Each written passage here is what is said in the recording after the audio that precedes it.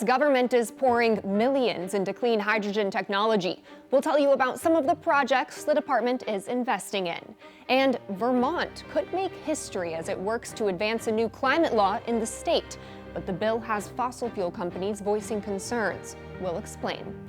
Plus, a surplus of helium found in Minnesota, why scientists and researchers are celebrating.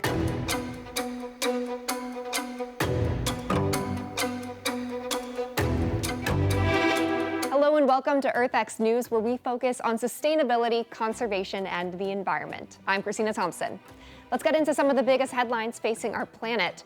The Department of Energy is betting big on clean hydrogen's potential as a pollution-free power source. They're sending $750 million to hydrogen research and development.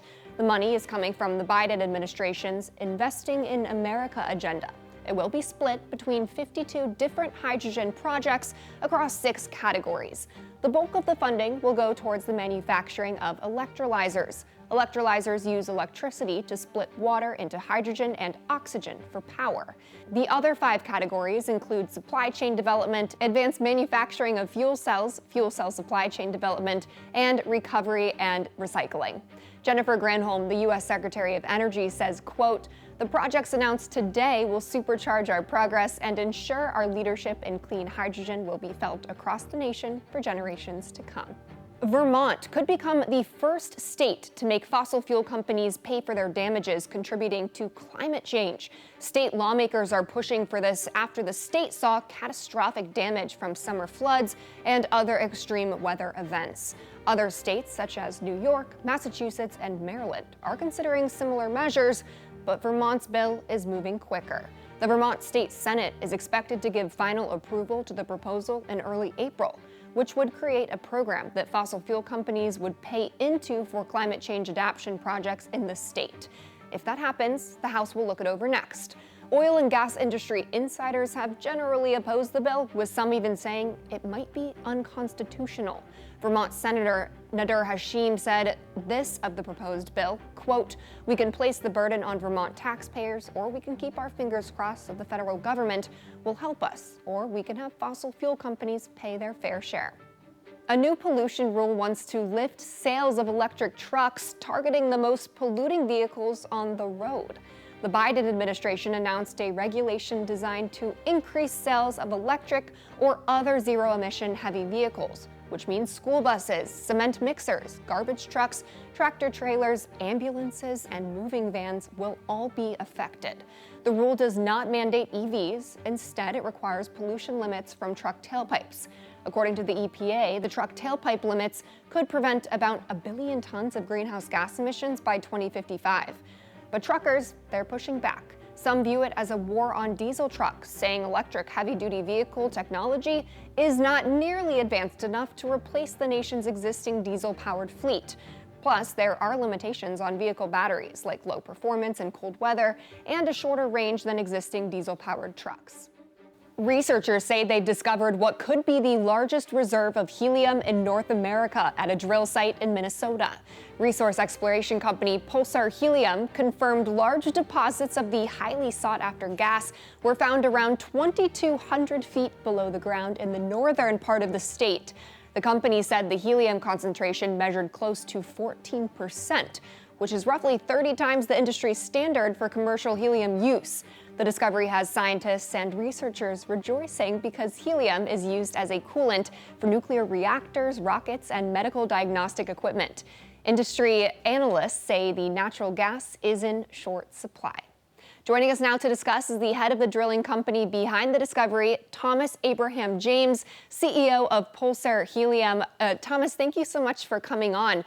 Can you tell us a little bit more about this recent helium discovery in northern Minnesota? Thank you very much for having me. And yes, it's all very exciting. In February, we went and drilled what's called an appraisal well, so confirming the original discovery. We went deeper, 2,200 feet, and we were getting gas readings. Helium concentration is up to 13.8%, which makes it the highest concentration helium discovery in North America. So now we do everything possible to really realize its full potential and try to get it into production as quickly as possible. Just how rare is a find like this? Well, historically and today, helium is a byproduct of natural gas. And it's only because of its scarcity and the increased price in the commodity that now people like Pulse, companies like us, are out there exploring for it. So it is very limited in its locations. But North America is one of the places, and also being the largest consumer of helium, the USA is the right place to be. So what makes helium such a sought-after gas? What can we use it for? Can't substitute it for anything. It's inert, and it's the only thing that's a liquid close to absolute zero or at absolute zero. So really, you can use it for anything which is MRI scanners, for semiconductor manufacturing, for artificial intelligence computing, space launch. It's probably worth noting that party balloons is about 3% market share and probably a waste of a very valuable commodity. From what I understand, there is a lot of helium out there, just not necessarily on Earth. Why is that? Well, just like that party balloon analogy, it likes to escape. So as soon as it gets up to the atmosphere, it then disappears and goes somewhere else. So finding it in concentration in the Earth's crust is quite difficult, where it's entrained in that. But that's what we specialize in, and we think that in Minnesota we're onto something very good there. From both a geopolitical as well as a supply chain standpoint, what is so beneficial to this find, this reservoir in North America? Being the largest consumer of helium, having it in the USA's backyard is key. The other thing is that helium doesn't like to be transported. So if it's coming from abroad, it will inevitably leak at some point in time. So the closest it can be to market is optimal. And then, of course, with the geopolitical, we've seen now with shipping routes being closed down for geopolitical reasons, it makes it even more important to have a domestic source of helium for the US. Much like other key commodities that people have talked about, rare earths coming from Asia and so on. So having for something so important for, say, computing and the technology we rely on, to have the USA's domestic supply really is key. So your company found this helium. What's next? What's next is that we've just really completed what we'd call phase one. So we found it there. The gas is present. We know it's high concentration. So now we've gone on to see, okay, what are the flow rates? What does a production plant look like? And we've got a very capable team, and we'll be moving forward with that. And also, I must admit, with a very supportive local community in Minnesota as well. So I think they're in a good place to try and reach its potential sooner rather than later. That's awesome. In a perfect world, what do you want to see happen with this helium? I'd like to see stability brought to the helium market. I mean, really, a lot of the ones who you could say are sort of lower down the food chain, which is sadly research and medical, they really find it very difficult to obtain the helium that they need to do their work. So if we could bring stability and to decrease that risk of not being able to have an MRI scan, I and my colleagues would take a great deal of pleasure in that. It's wonderful. Well, we need more people like you. Thomas Abraham James, thank you so much for coming on. Thank you for having me. Turning to international news, a new study published in the journal Science Advances says that 1/3 of Africa's great apes, that's about 180,000, are at risk due to industrial mining operations across the continent. West African countries have the largest overlap, with about 80% of the region's great apes residing within 30 miles of mining sites. Central Africa, with a higher density of great apes, faces the highest potential impact, affecting over 135,000 primates. Mining operations hurt apes by causing habitat loss, fragmentation, and destruction. The clearing of vegetation, the use of heavy machinery, and the release of chemicals and heavy metals into the environment are contributing issues from mining. This all impacts the health of the species and their ability to communicate with each other. Before this study, there was little known about the impact of mining on apes. The International Union for the Conservation of Nature has a database of great ape information, but only about 1% of the information in that database came from mining areas. Rehabilitating degraded habitats can take years, if not decades. And in an effort to address the immediate concerns, conservationists are calling for measures to prevent further harm to apes by avoiding mining in these critical regions, and are urging stakeholders and banks to reconsider investing in these projects.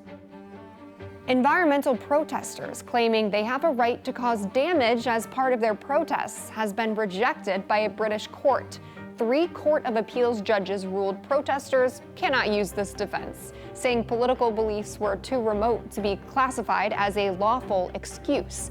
Now, advocates can only say violence happened during a climate protest, and that's it. When issuing the ruling, the Chief Justice said in part, quote, "It is only the circumstances of the damage which are relevant. They do not include the political or philosophical beliefs of the person causing the damage." The ruling comes after the Attorney General of England and Wales asked the court to review whether eco-demonstrators can use the legal excuse to cause criminal damage to banks, businesses, and private property and avoid conviction at trial. The Attorney General's petition followed the acquittal of one demonstrator who claimed property owners would have backed the vandalism if they knew more about the impact of climate change. A new method to transform plastic waste may serve as a powerful solution to reducing pollution. Researchers at a university in Japan developed a plan to use plastic waste in chemical reactions that make toxic compounds safer. The process involves smashing plastic bags in a machine called a ball mill. Researchers say that when the bags are thrown into what's essentially a fancy-looking rock tumbler, their chemical bonds break apart, which makes the broken-down plastic safer to handle. According to some estimates, humans produce about 267 million tons of plastic waste every year. To date, scientists say they've found ways to convert plastic waste into valuable chemicals, asphalt, and energy. This discovery could be the key to unlocking additional uses of plastic waste, which scientists say is essential to curb pollution. Coming up, one company in Arizona is working to create a circular economy for solar panels. Their efforts to keep the renewable energy source out of the dump. That's just ahead.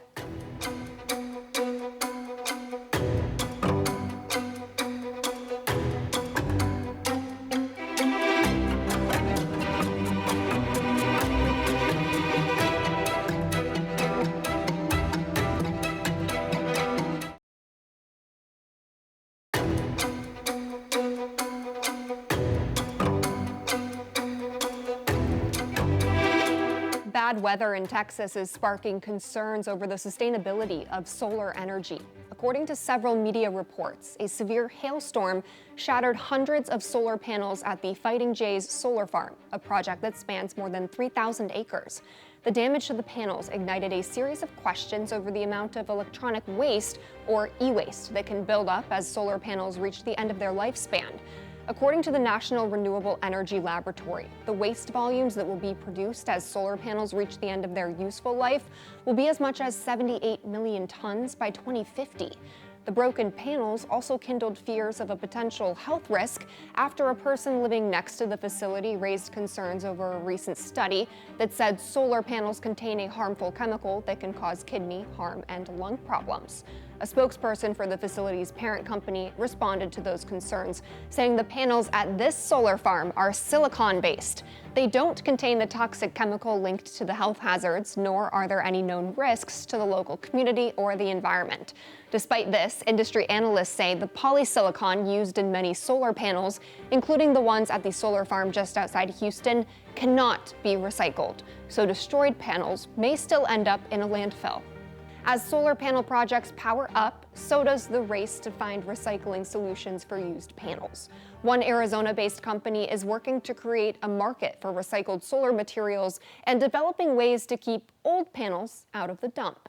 Joining us now to discuss is the CEO of We Recycle Solar, Adam Sogai. Adam, thank you for coming on. Thank you for having me. So what is the average lifespan of a solar panel, and what constitutes the end of its life for it being unusable?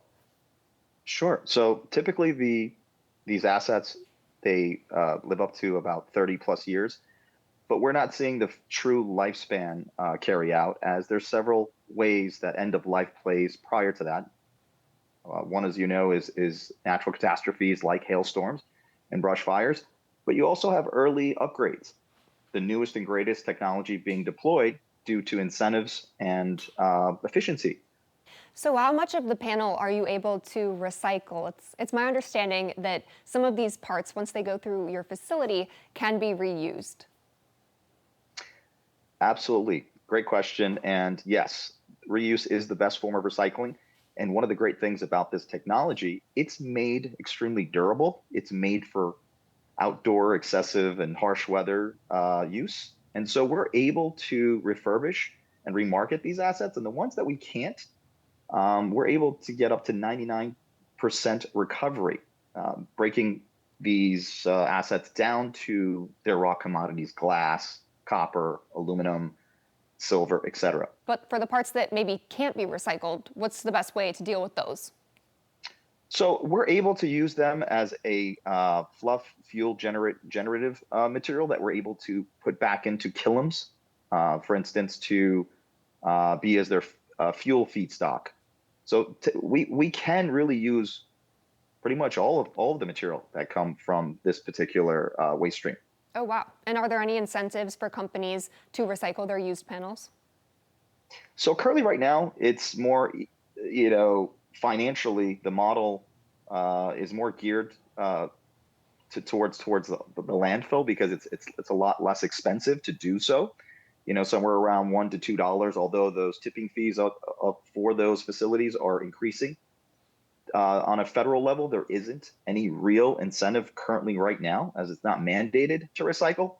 But our company's looking to change that. We are looking to take these assets, reclaim all of the critical material, and put them back into the U.S. supply chain. So on that note, are there any other new innovations in solar panel materials or construction that might be able to solve this lifespan or recycling issue? So we are currently, with R&D and a lot of new technology that's coming out, we are finding new creative ways of repurposing this material. So solar panels about 80% glass. And one way that we've tackled this is sandblast. Sandblast is a great material that is often brought from other parts of the world. That raw material can now be generated right here in the U.S. Well, Adam, you're the expert here. So my last question is, where do you foresee the future of solar panels? It's extremely bright. I see that within the support currently with some of the policy that it's in place, and really where we're headed. The U.S. is now strengthening its current local supply chain. And I believe with the support of other businesses and other industries that are emerging within this marketplace, we can do a lot of good, and we can put a lot of the waste and back into use and turn trash into treasure. Adam Sagai, thank you so much for coming on. Coming up, the European Union is looking to export its climate agenda around the globe. Stay tuned, we'll have more on that story just ahead on EarthX News.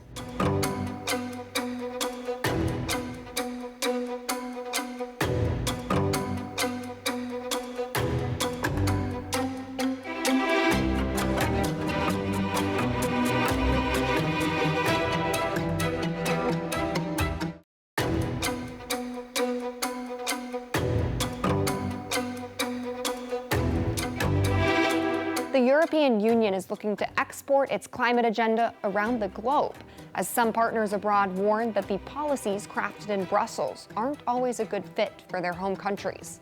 Alex Salvi has more.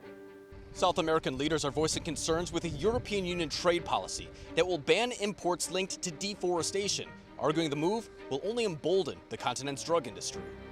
The new EU policy will force farmers to prove that they don't use stripped land, or else be barred from exporting goods to Europe. It's an effort to get South American countries in line with European climate standards through economic incentives. Diplomats are warning that the policy could instead push poorer farmers into the illegal drug trade with burdensome requirements. They explain that many farmers are undergoing crop substitution programs in which they destroy coca fields, a source of cocaine. If this land can't later be used to grow profitable crops that can be sold to a European market, there's no incentive to make the transition.